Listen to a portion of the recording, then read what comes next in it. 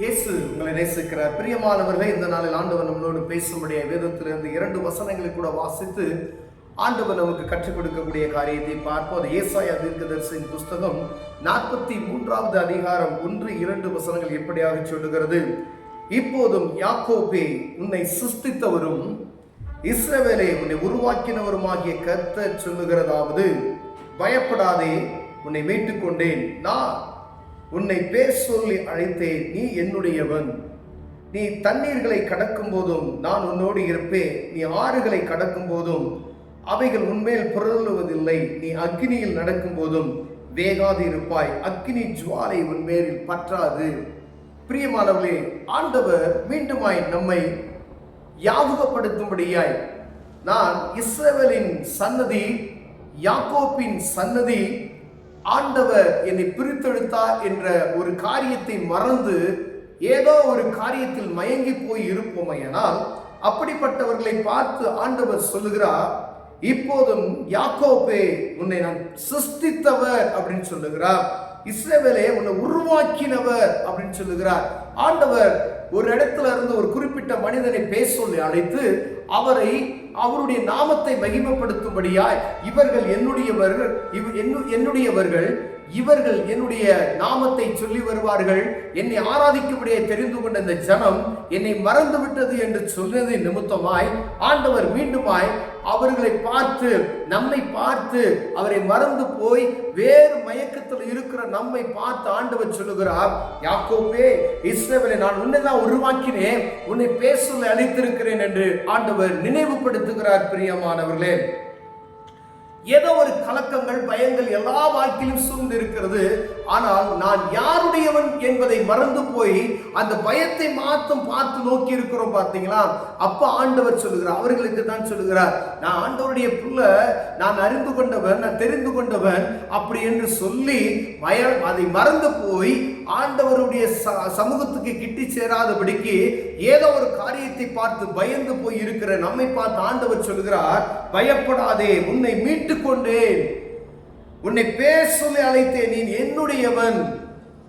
ஆண்டவருடைய ராஜ்யத்துக்குள்ள வந்துட்டு ஆராதித்து விட்டு அவரை அறிந்து கொண்டு அவரிடம் காரியத்தை தெரியப்படுத்தாதபடிக்கு ஏதோ ஒரு காரியத்தை குறித்ததான ஒரு பயத்தின் சூழ்நிலையில் நடங்கி கொண்டு இருப்போமையானால், உணர்வற்ற ஒரு சூழ்நிலையில் நாம் இருப்போமையானால், அவர்களை பார்த்துதான், நான் உன்னை உருவாக்கினேன், நான் உன்னை பேர் சொல்லி அழைத்தேன், நான் உன்னை தெரிந்து கொண்டேன், நீ பயப்படாத அப்படின்னு சொல்ற ஆண்டவர்.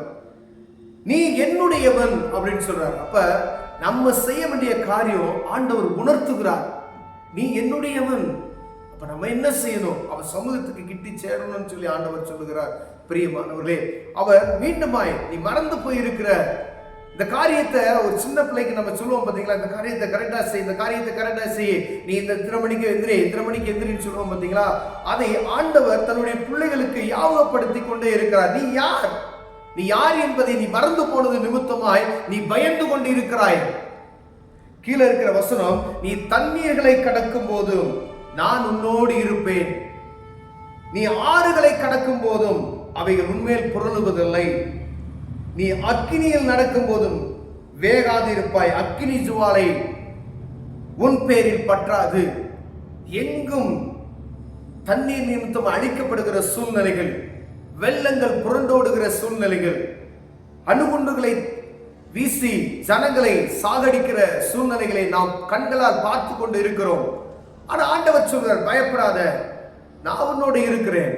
அக்கினி ஜுவாலை உன் மேல பற்றாது, நீர் உன்னை ஒன்றும் செய்யாது, ஆறுகளை கடந்து போ, ஒன்றும் செய்யாது, அக்கினி உன்னை ஒன்றும் செய்யாது, வேகாது இருப்பாய் அப்படின்னு சொல்றார். ஆனா அவரை நோக்கி பார்க்கும் பொழுது நீ அவரை மறந்து போய் இருக்கிறையே, நீ திரும்பு அப்படின்னு சொல்றார்.